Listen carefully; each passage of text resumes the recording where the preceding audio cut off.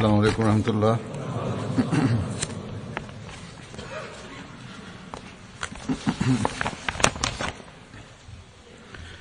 أشهد أن لا إله إلا الله وحده لا شريك له وأشهد أن محمدا عبده ورسوله أما بعد فأعوذ بالله من الشيطان الرجيم بسم الله الرحمن الرحيم الحمد لله رب العالمين الرحمن الرحيم مالك يوم الدين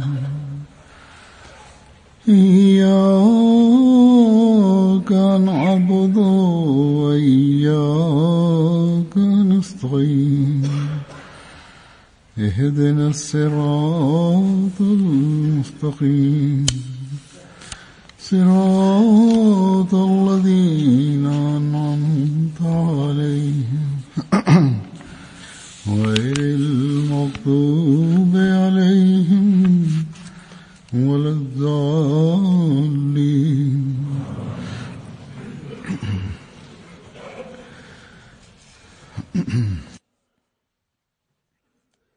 Бисмиллахир-рахманир-рахим.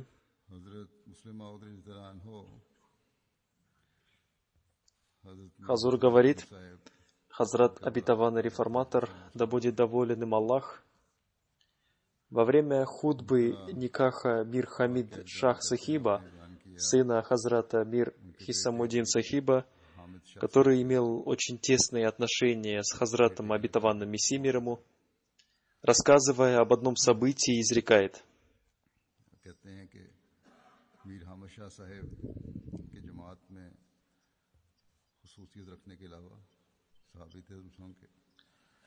Хазрат Мир Хисамуддин Сахиб вместе с тем, что он занимал особое положение в общине, был сподвижником Хазрата обетованного Мессии мир ему.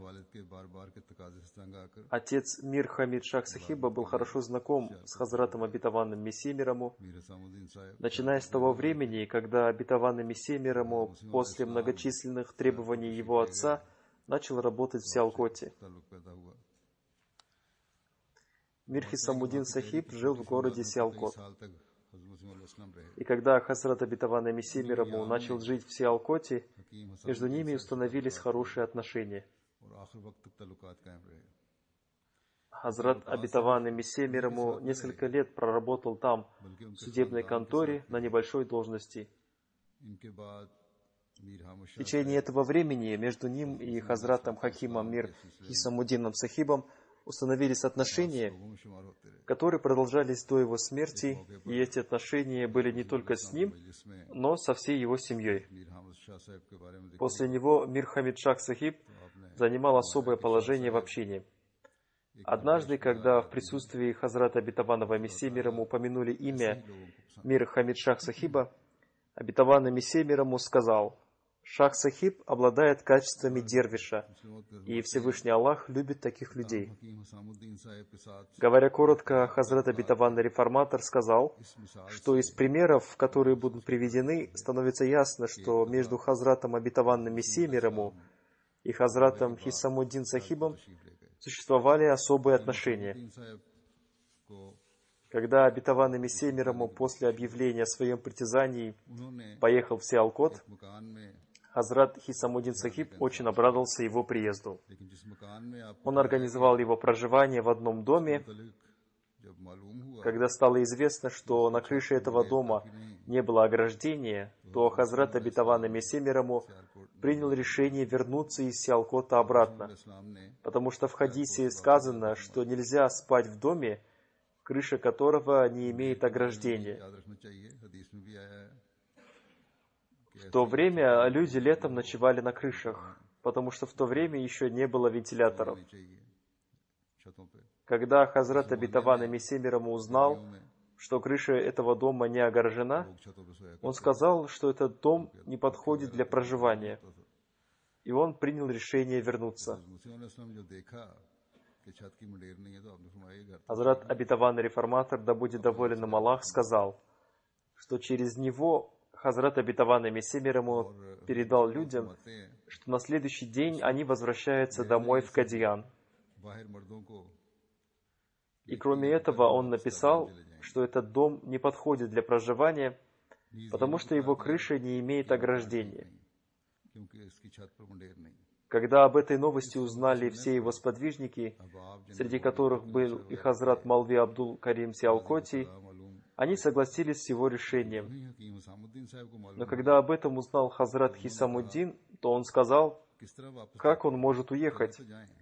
После этого он пошел в дом, где остановился Хазрат Абитаван Мессия мир ему, и, подойдя к двери, через которую входят женщины, сказал, «Передайте, что с Абитаваном Мессия мир ему хочет встретиться Хаким Хисамуддин».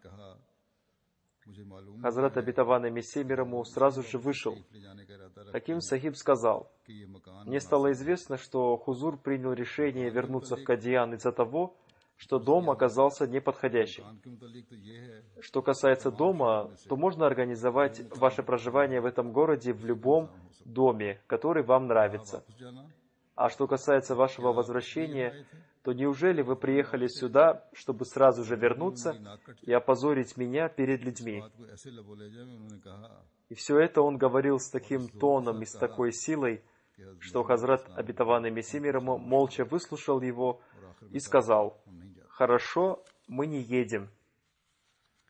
А затем Хазрат Абитаван Реформатор, да будет доволен им Аллах, рассказывает еще об одном событии. Один человек пришел к Абитавану Мессии мир ему и сказал, «Я являюсь вашим большим поклонником, но вы совершили большую ошибку. Вы знаете, что богословы не соглашаются с кем бы то ни было потому, что они думают, что если они согласятся с его мнением, то это станет причиной их позора. Люди скажут, почему эта мысль пришла в голову кому-то другому, а не к ним. И чтобы их заставить согласиться с чем-то, есть только один способ – сделать так, чтобы они сами говорили об этом. Когда вам стал понятен вопрос относительно смерти Мессии, вы должны были пригласить к себе самых лучших богословов и рассказать им об этом. И сказать, что христиане получают большую поддержку благодаря тому вероучению, что Мессия мир ему жив. И выдвигая обвинения против ислама, они наносят ущерб исламу, утверждая, что ваш пророк, мир и благословение Аллаха да пребывает с ним, умер, тогда как основатель нашей религии пребывает живым на небесах. Поэтому он лучше его, и более того, он сам является Богом. Если бы вы спросили у богословов, что они думают об этом, тогда они сказали бы, а вы сами скажите, каким должен быть ответ на этот вопрос. А вы должны были сказать, на самом деле, ваше мнение могло бы быть правильным, но я думаю, что таким-то аятом можно доказать смерть Хазрата Мессии мир ему. И богословы сразу бы сказали, да, это правильно. С именем Аллаха объявите об этом. И мы готовы поддержать вас. Затем, таким же образом, можно было представить перед ними еще один вопрос о том, что в хадисе рассказано о втором пришествии Мессии. Но если Мессия мир ему умер, то как следует понимать значение этих хадисов? И тогда один из этих богословов сказал бы про вас, что вы являетесь Мессией, и все богословы подтвердили бы это. Выслушав его предложение, Хазрат Абитаван Мессия мир ему сказал, если мое притязание было бы следствием человеческой хитрости, то тогда, несомненно, я так и сделал бы. Но это было по Божьему повелению. Как Бог разъяснил мне, так я и сделал.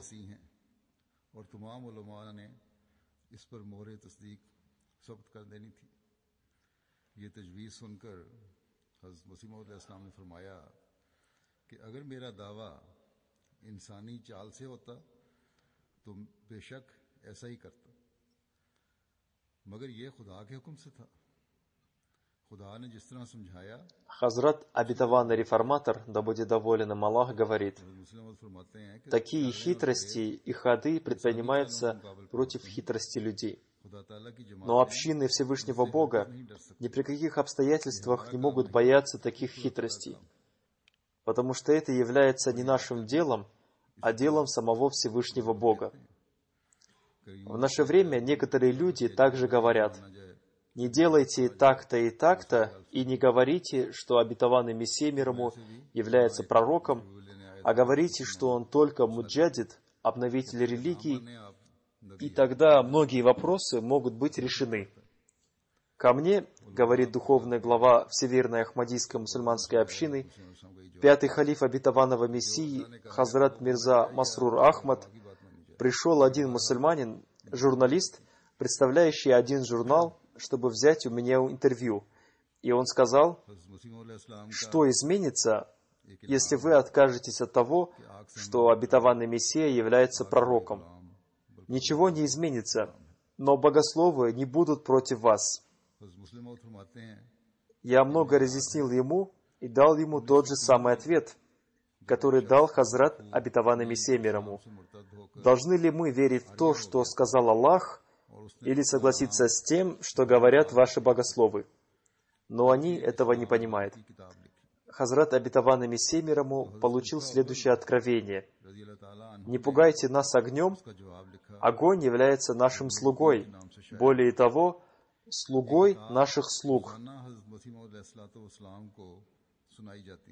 Хазрат, обетованный реформатор, да будет доволен им Аллах, говорит: я помню, что в 1903 году один человек по имени Абдуль-Гафур отошел от ислама, став последователем индуистского течения Ария-Самадж, и принял имя Дарем-Пал.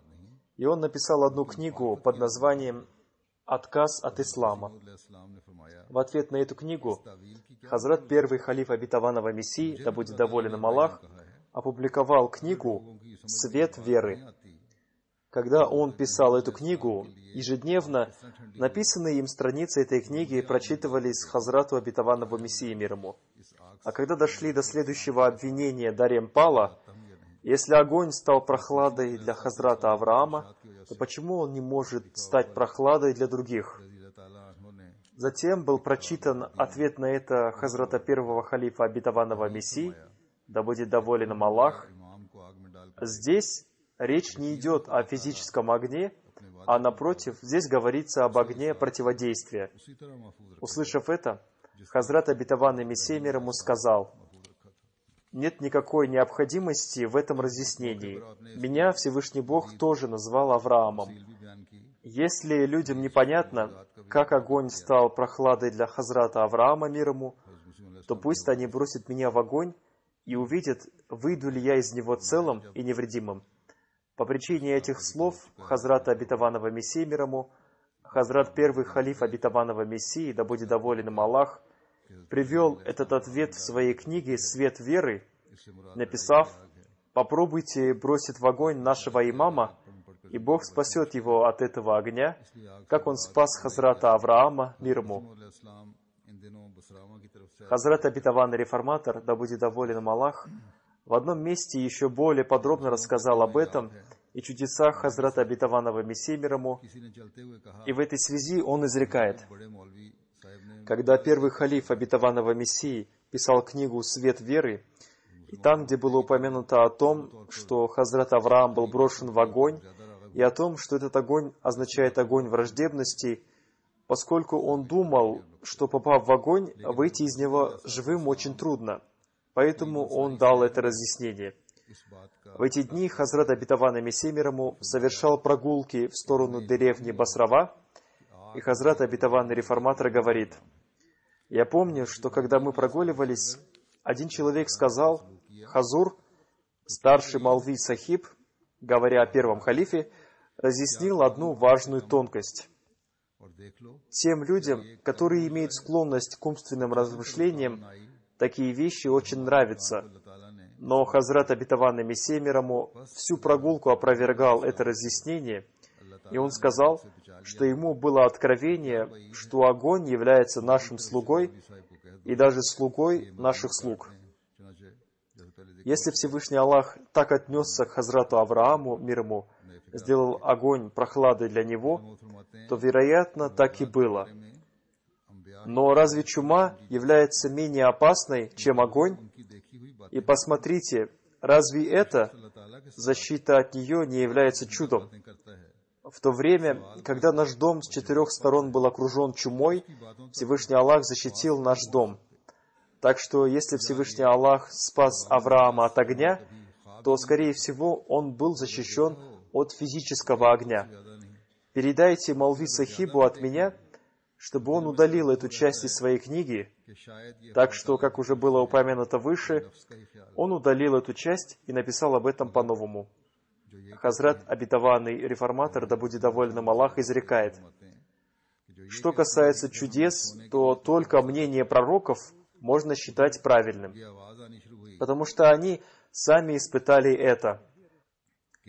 Статуса того человека, который по полчаса в день или больше общается со Всевышним Аллахом, задает ему вопросы и получает ответы, не могут достигнуть не только обыкновенные люди, которые даже не видели ни одного сна, а если они и видели 1 или 2 сна, то в их сердце остается сомнение, от Всевышнего Аллаха он или является следствием их страстей, но и особенные люди также не могут достигнуть его статуса.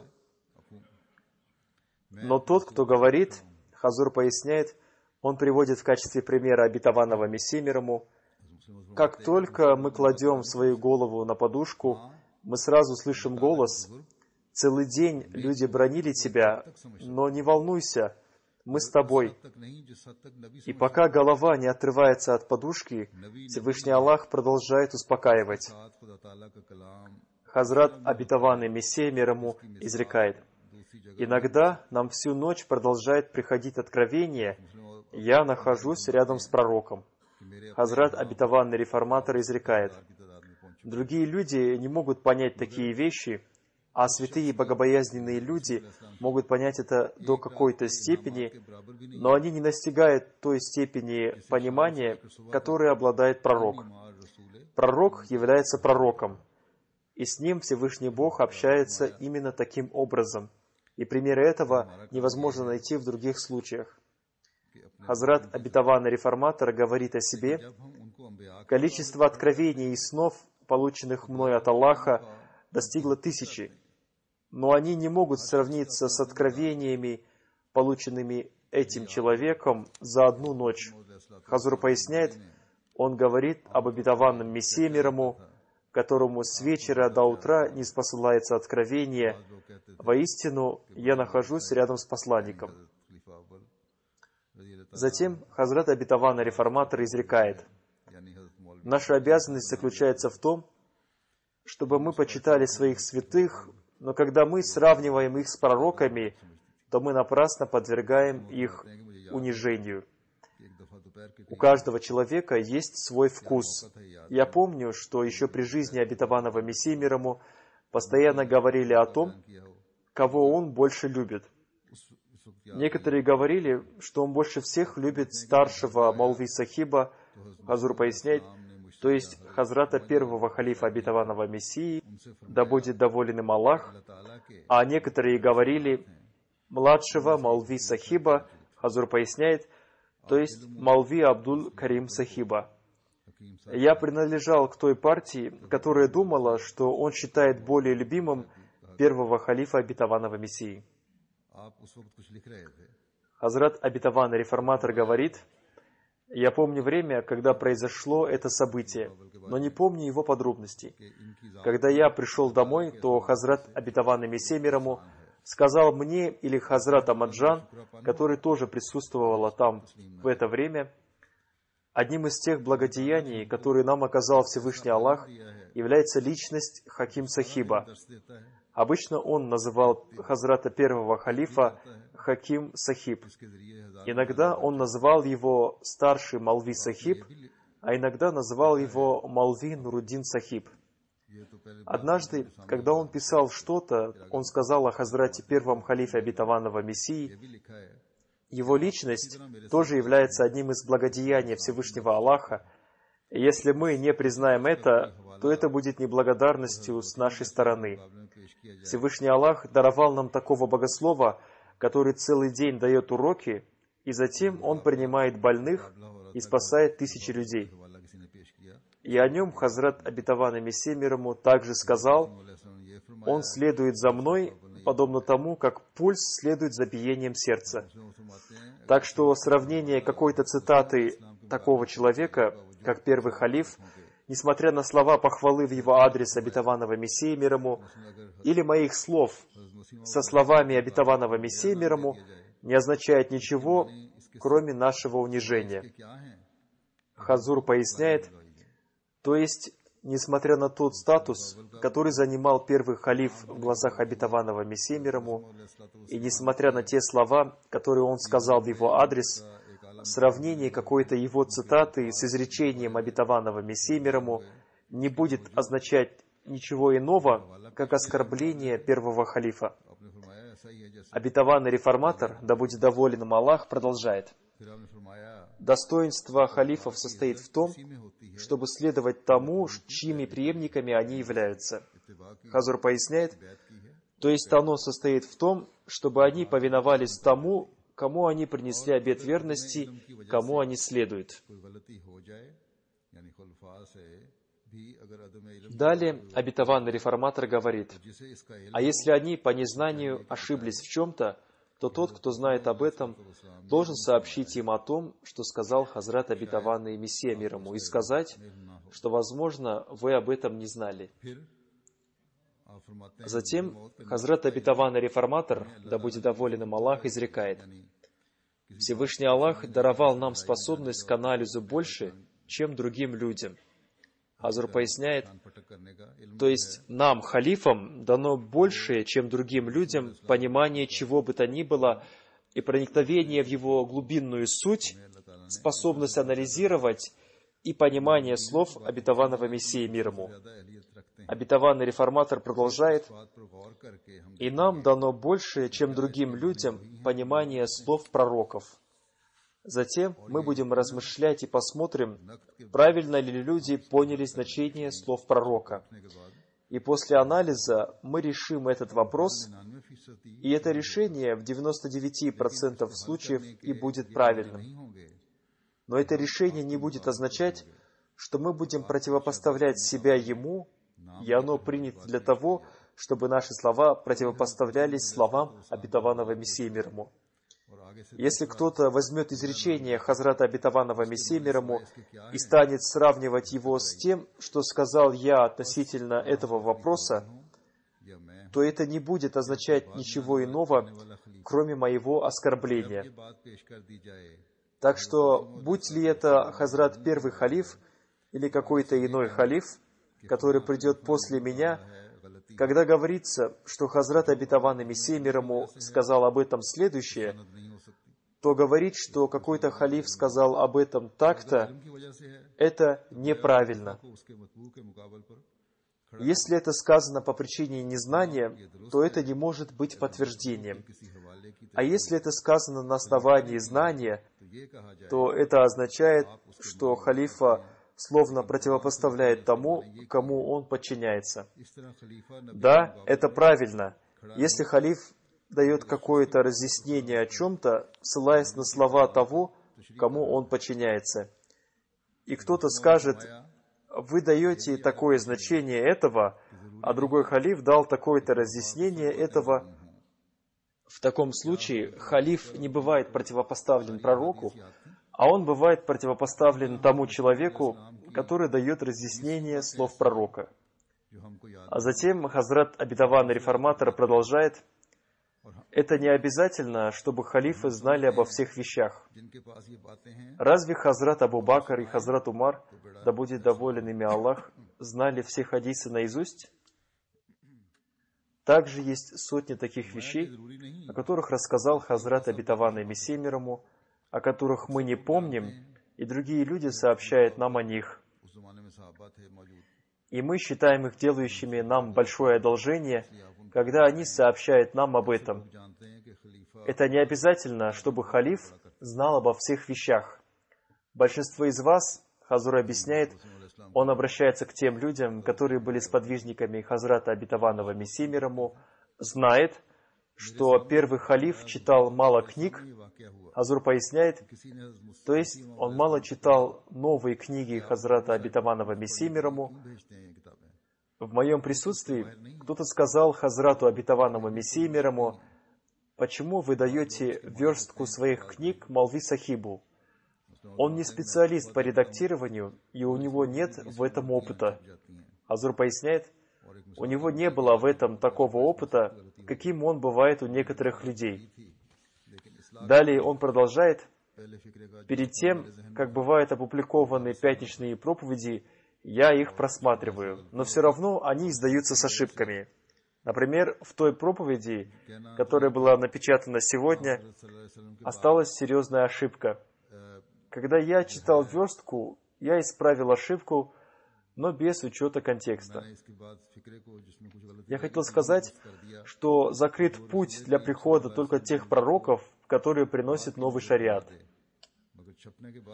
Поэтому я исправил то предложение, в котором была ошибка, и заменил его следующими словами: «Тот пророк, чья пророческая миссия будет в свете пророческой миссии святого пророка, мир и благословение Аллаха да пребывает с ним, может прийти».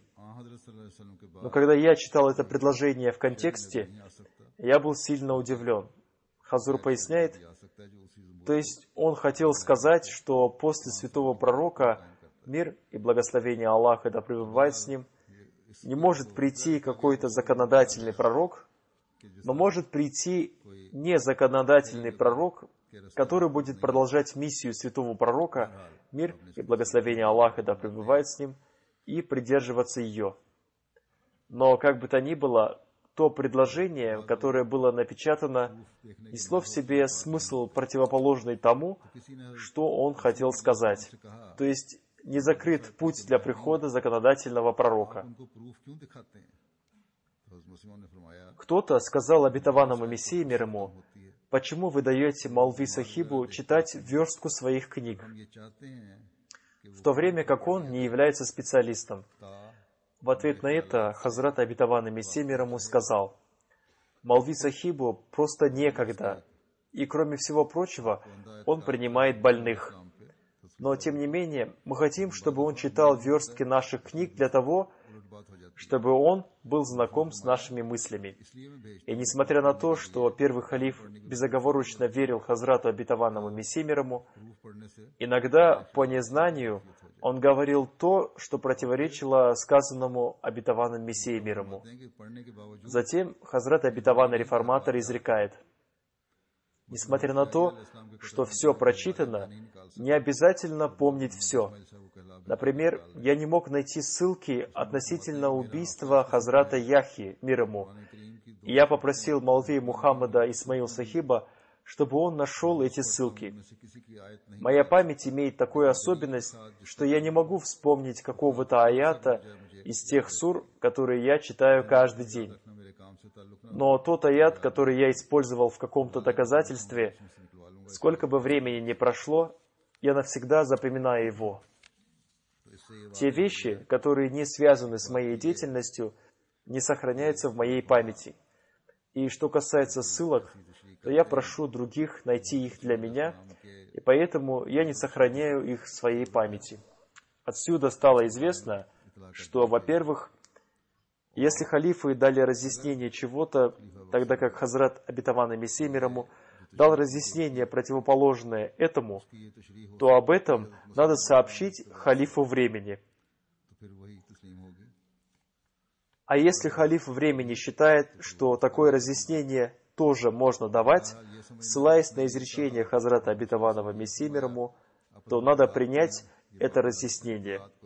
А если это не так, то он исправит свое разъяснение. Но предполагать, что он сказал одно, а Хазрат Обетованный Мессия мир ему другое, и между ними есть противоречие, это неправильно. Между ними нет никакого противоречия, но иногда имеет место отсутствие знания. Затем Хазрат Обетованный Реформатор, рассказывая об одном событии, связанном с затмением Луны и Солнца, изрекает: «В нашей общине известен один случай. Один очень известный богослов из Гуджарата всегда говорил людям: не дайте обмануть себя в связи с притязанием Мирзы Сахиба». В хадисах четко и ясно написано, что во время прихода обетованного Мессии в месяц Рамазан будет затмение Луны и Солнца. Не считайте его притязание истинным до тех пор, пока не исполнилось предсказание о затмении Луны и Солнца в месяц Рамазан. И случилось так, что еще при жизни этого муллы произошло затмение Солнца и Луны в месяц Рамазан. И сосед этого муллы, мусульманин Ахмади, рассказал: когда произошло затмение Солнца, то он от волнения ходил по крыше своего дома и повторял: «Теперь люди впадут в заблуждение, теперь люди впадут в заблуждение». Но почему он не думал, что теперь, когда предсказание исполнилось, люди, уверовав в Мирзу Сахиба, получат наставление и не впадут в заблуждение? Христиане тоже, с одной стороны, верили в то, что исполнились все те признаки прихода пророка, которые были в прежних книгах. Но, услышав о притязаниях благородного посланника, мир и благословение Аллаха да пребывает с ним, они сказали: это просто совпадение, что в это время один ложный пророк сделал притязание. Также сказали и мусульмане: все признаки прихода обетованного Мессии Махди мир ему исполнились. Но это просто совпадение, что в это время сделал притязание один лжец. Но вызывает удивление, почему, по их мнению, такие совпадения случаются в судьбе только ложных пророков, а не истинных. Хазур поясняет, как будто в пользу лжецов проявляется поддержка, тогда как в пользу правдивых в наше время ничего не происходит. Хазрат Обетованный Реформатор в одном месте, рассказывая о прощении и снисходительности Хазрата Обетованного Мессии мир ему, изрекает: то, каким образом враги противодействовали Хазрату Обетованному Мессии мир ему, хорошо знают наши друзья. Враги запретили гончарам изготавливать для нас посуду и запретили водоносам приносить нам воду. Но несмотря на все это, когда они приходили к обетованному Мессии мир ему, чтобы попросить у него прощения, обетованный Мессия мир ему всегда прощал их. Однажды его противники были задержаны, и судья сказал: «Я возбужу против них уголовное дело при условии, что Мирза Сахиб не будет ходатайствовать за них. Если позже он простит их, то какая необходимость арестовывать их?» Но наши друзья сказали: «Нет, в этот раз они должны быть обязательно наказаны». А когда обвиняемые поняли, что в этот раз они обязательно будут наказаны, они попросили прощения у Хазрата Обетованного Мессии мир ему, и он позвал своих людей, которые занимались этим делом, и сказал: «Простите их». Они сказали: «В этот раз мы уже дали обещание, что не будет никакого ходатайства». Но Хазрат Обетованный Мессия мир ему сказал: «Если у нас просят прощения, то что нам делать, кроме того, чтобы простить их?» И судья сказал: «Вот видите, как я и говорил, Мирза Сахиб простил их. Мы не должны только получать удовольствие, слыша о таких событиях, а напротив, мы должны действовать в соответствии с ними. Очень необходимо уделять особое внимание прощению и снисходительности». А затем Хазрат Обетованный Реформатор, рассказывая еще об одном событии в этой связи, говорит о себе: «Я из тех людей, которые с мягким сердцем противостоят своим врагам. Я слышал своими ушами, что они ругали меня бранными словами, сидя передо мной, но, несмотря на это, я продолжал разговаривать с ними очень культурно и вежливо. В меня бросали камни еще в то время, когда бросали в камни Хазрата Обетованного Мессии мир ему. и когда я еще был маленький. Но Всевышний Аллах дал мне возможность получить часть этого. Люди бросали много камней в ту машину, в которой сидел Хазрат обетованный Мессия мир ему. И в то время мне было 14-15 лет, и дверь машины не была закрыта, и когда я старался закрыть его, люди бросали так много камней, что они попали в мою руку, и я не смог закрыть ее. А затем, когда Хазрат обетованный Мессия мир ему приехал в Сиалкот, в него тоже бросали камни, и в меня они тоже попали. А недавно, когда я поехал в Сиалкот, то, несмотря на то, что члены общины окружили меня, в меня попало 4 камня. Затем Хазрат обетованный реформатор изрекает: Хазрат обетованный Мессия мир ему призывал своих противников к тому, чтобы были организованы такие собрания, на которых каждый человек может рассказать о красоте и достоинствах своей религии. Он не сказал, что поскольку я являюсь пророком Всевышнего Бога, поэтому все люди должны прекратить проповедовать свою религию.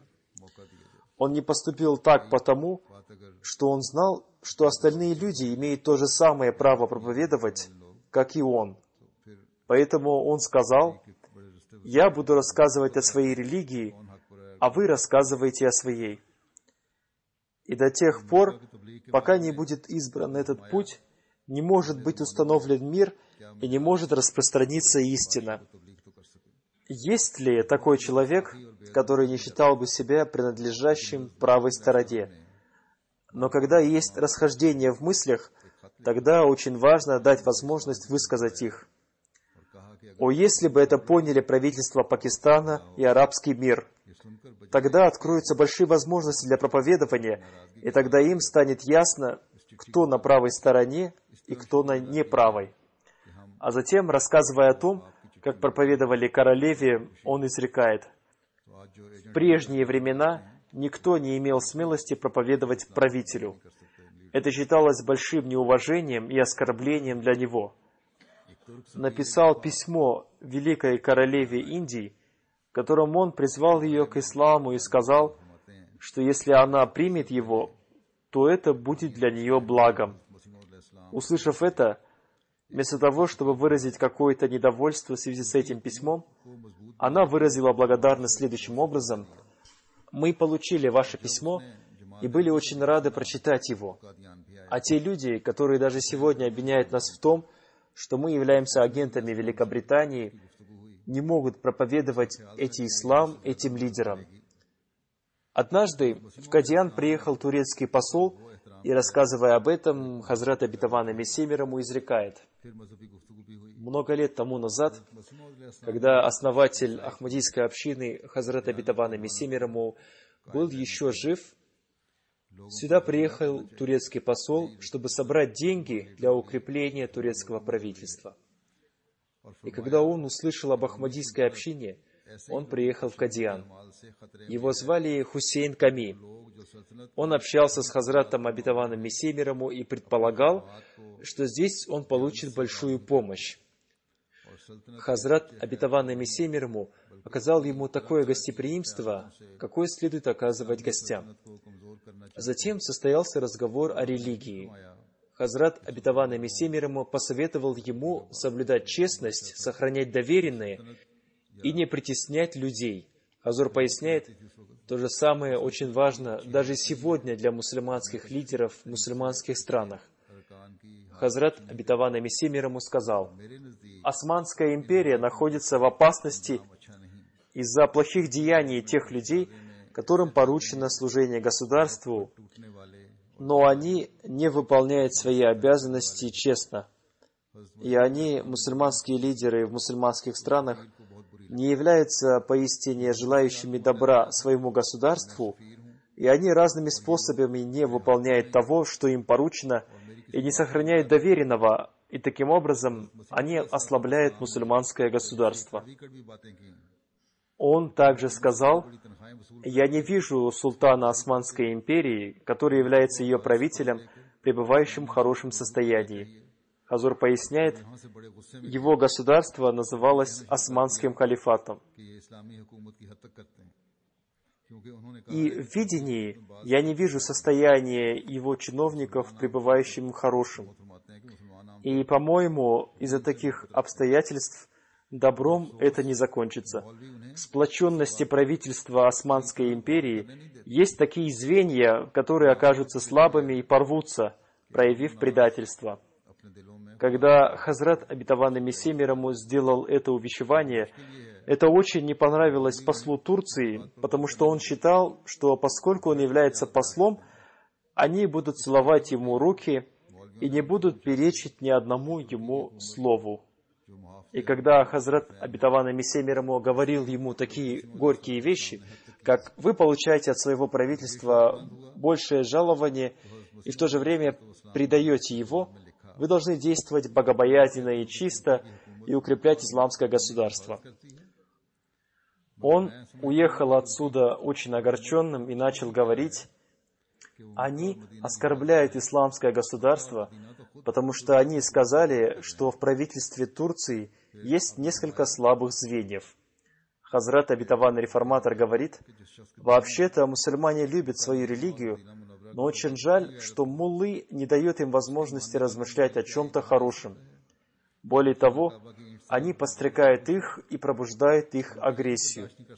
И также в то время муллы начали кричать о том, что Хазрат, обетованный Мессией мир ему, оскорбил правительство Турции, являющееся хранителем двух святых Мекки и Медины. Когда они подняли этот шум, то в ответ Хазрат, обетованный Мессией мир ему, написал, «Вы утверждаете, что правительство Турции является хранителем Мекки и Медины, а я думаю, что представляет собой правительство Турции, чтобы охранять Мекку и Медину, тогда как сами Мекка и Медина охраняют правительство Турции». Затем Хазрат, обетованный реформатор, изрекает, если он является таким человеком, в сердце которого есть такое сильное чувство по отношению к Мекке и Медине, то разве можно говорить, что его последователи будут рады, если будет разрушена Кааба? Мы не можем вынести даже того, чтобы согласиться с тем, что какое-то правительство охраняет Мекку и Медину, потому что мы верим, что сам владыка Великого Престола охраняет Мекку и Медину, и ни один человек не может взглянуть на них с плохими намерениями.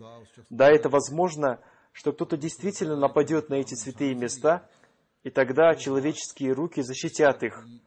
И если, не дай Бог, такое когда-либо произойдет, тогда, выполняя свою обязанность, которая возложена на людей в отношении защиты этих святых мест, Ахмадийская община проявит большую жертвенность, чем все другие люди.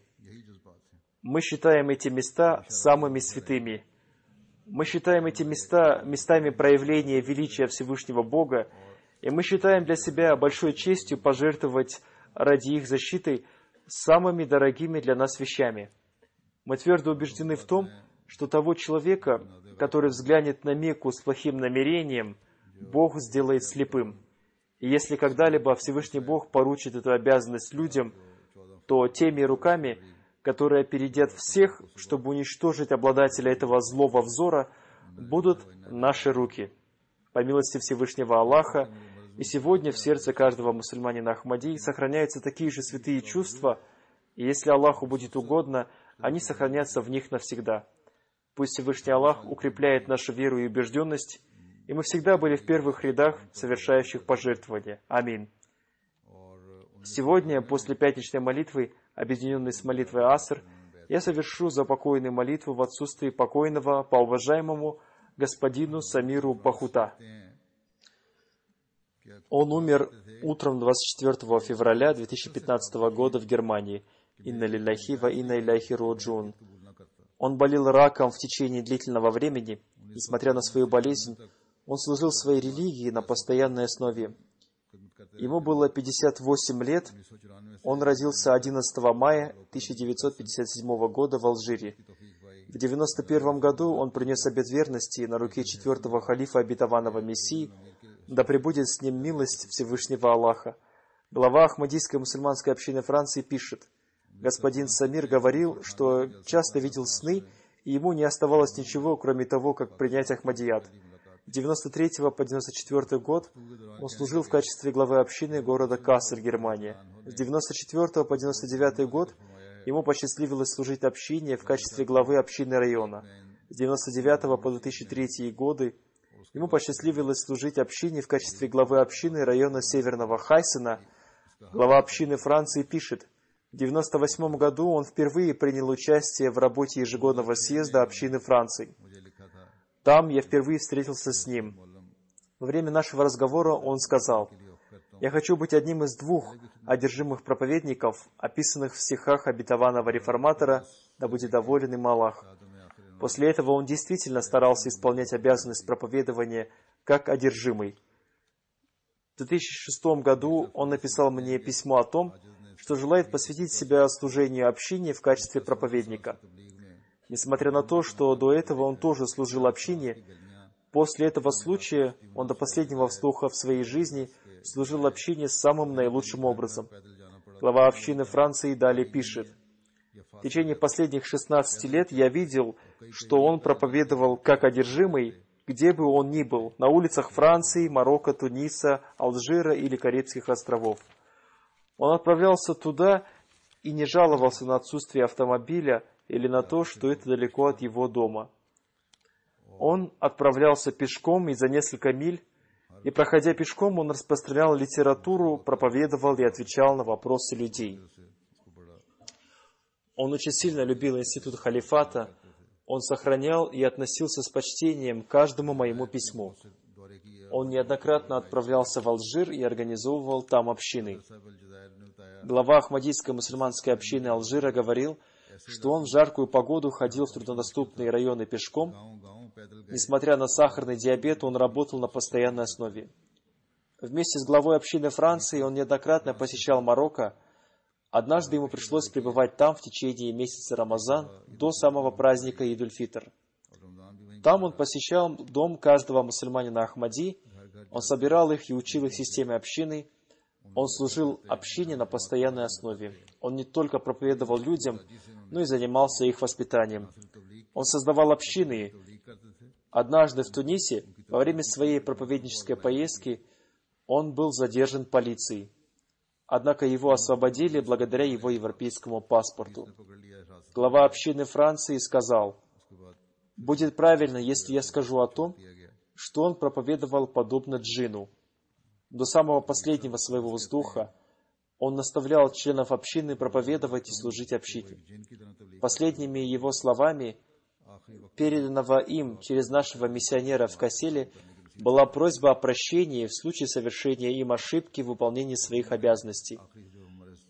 Однако правда заключается в том, что он не только выполнял свой обет верности с огромной преданностью, но и более того, он старался на пределе своих возможностей выполнять свою обязанность служению своей религии. Целью его жизни было служение религии. Он повиновался институту халифата до такой степени, что человек даже не мог представить себе, до какой степени новообращенный мусульманин Ахмади мог быть наполнен чувством повиновения. Миссионер общины из города Кассель господин Сафируль Аман пишет: «С большим трудом, получив разрешение в больнице города Кассель, он пришел в мечеть для совершения пятничной молитвы. Там его сфотографировали. Он сказал, что это его последняя пятница. В последние дни своей жизни он попросил о том, чтобы ему передали 2 копии книги обетованного реформатора «Поминание Всевышнего Аллаха». Он хотел передать эти книги одному из врачей, которому он проповедовал. По словам миссионера, когда он принес эти книги ему в больницу, он тут же передал их своей супруге. Он сказал ей, чтобы она сразу же передала их врачу. Господин врач находился под очень большим впечатлением от поведения и нравственности господина Самира Бахута. Он неоднократно говорил, что никогда не видел такого терпеливого и надеющегося на Бога больного. Господин миссионер общины сказал: «Однажды мы созвали собрание, в котором должно было быть принято решение о количестве людей, которым нужно было оказать гостеприимство. Обсуждалось, сколько приготовить блюд. Беседа продолжалась долго. Господин Самир Бахута, находившийся там в качестве представителя общины, проявил свое недовольство и сказал: «Мы не дети, чтобы учить нас новым правилам. Также и система общины не является новостью для нас. Мы имеем систему, и среди нас находится представитель халифа времени, то есть миссионер общины. Нам следует оказывать ему повиновение, чтобы он сказал нам. Поэтому оставьте слова о том, что делать и сколько делать. Делайте согласно решению и наставлению представителя халифа времени. Когда будет создан именно такой дух среди членов общины, тогда будет единство, и община получит импульс для своего дальнейшего развития». Он всегда говорил о том, что нашей обязанностью является передача послания обетованного Мессии мир ему всему миру, где бы мы ни находились.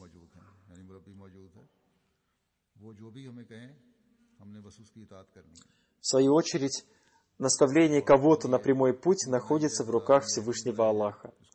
Он говорил, что проповедование является его воздухом. По милости Всевышнего Аллаха, в городе Кассель много мусульман Ахмади из числа пакистанцев приняли ахмадийский ислам благодаря его проповеднической деятельности. Кроме своей супруги, госпожи Марьям Бахута, он оставил 3 сыновей.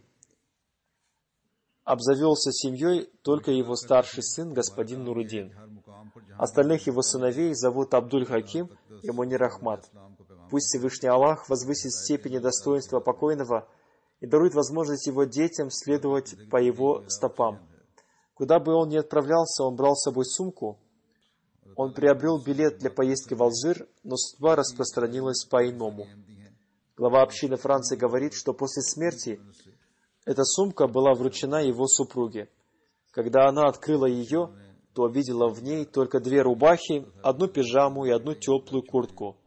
Вместе с этим в ней были 4 книги обетованного Мессии мир ему на арабском языке и письма, отправленные ему мной. Также в ней было 100 анкет обета верности на арабском языке. Вот эти вещи он держал в своей сумке во время поездки. Глава общины Алжира господин Мухаммад сказал: «Он был высоконравственным человеком и наилучшим представителем халифа времени. Впервые я встретился с ним в 2007 году. После этого покойный создал здесь общину согласно наставлениям халифа времени. Несмотря на свою болезнь, он ездил по странам и никогда не жаловался. Он учил терпению ради возвышения слов истины. Он имел огромное желание построить нашу мечеть в Алжире, чтобы в ней совершали молитвы. Господин Арш Шамид из Алжира пишет, он был очень авторитетным человеком. После моего знакомства с ним в моем сердце утвердилась любовь к нему. Первую же нашу встречу я спросил его, возможно ли построить нашу мечеть в этом районе.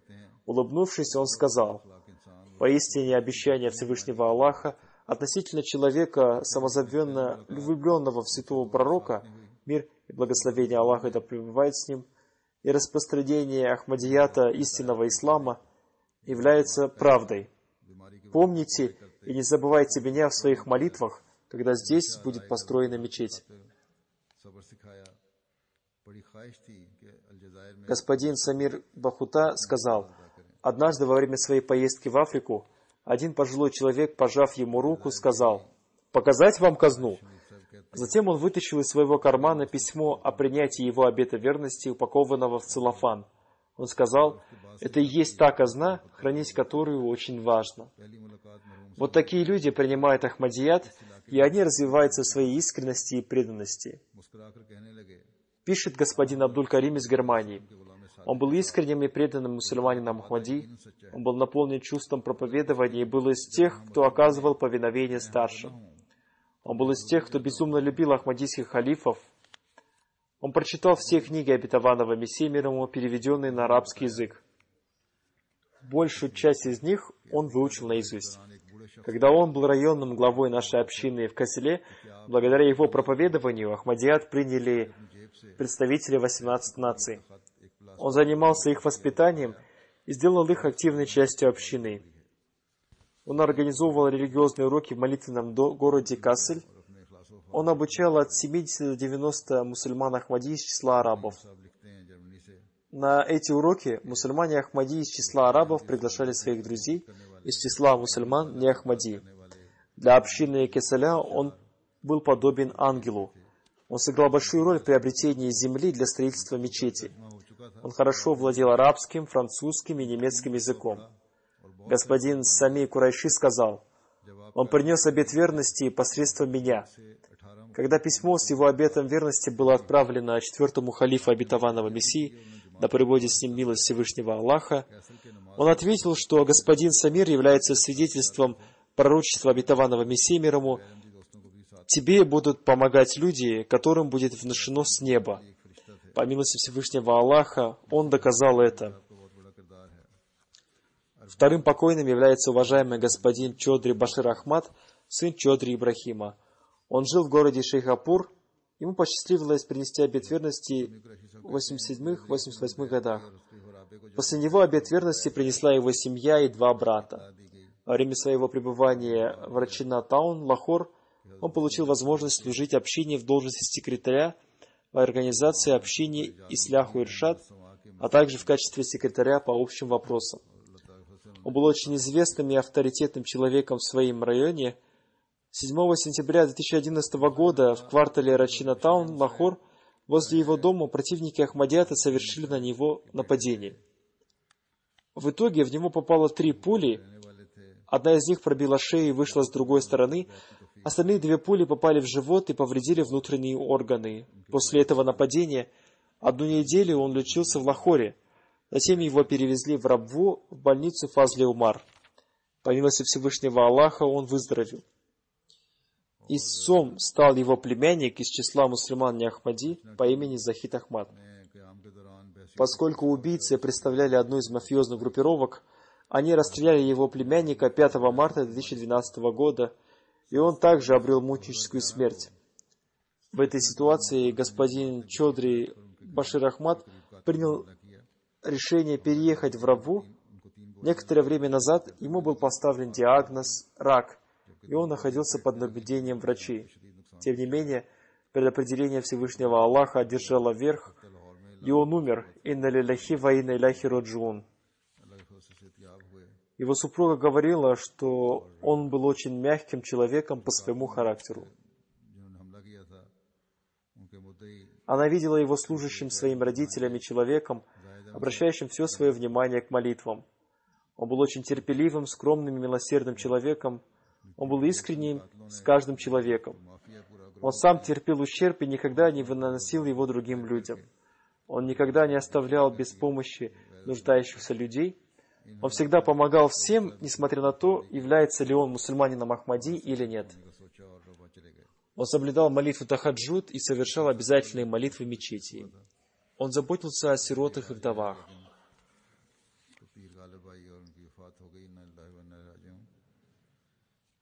Когда бы при нем не упоминали о противниках, он говорил: «Молитесь, чтобы Всевышний Аллах наставил их».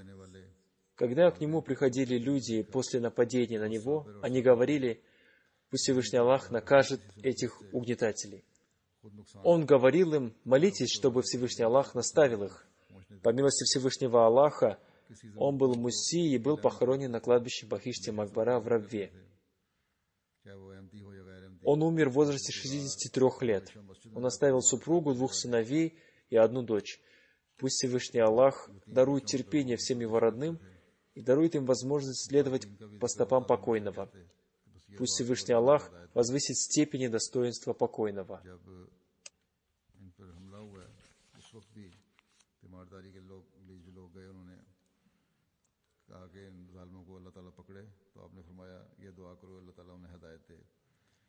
अल्लाह के फज़ल से मूसी थे और मश्तियों पर रबा में इनकी तदफीन हुई है।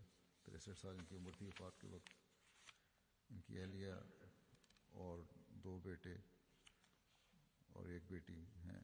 अल्लाह ताला सबको सब्र अता फरमाए और मरहूम के नक्शे कदम पर चलने की तौफीक अता फरमाए, मरहूम के दर्जात बुलंद फरमाए।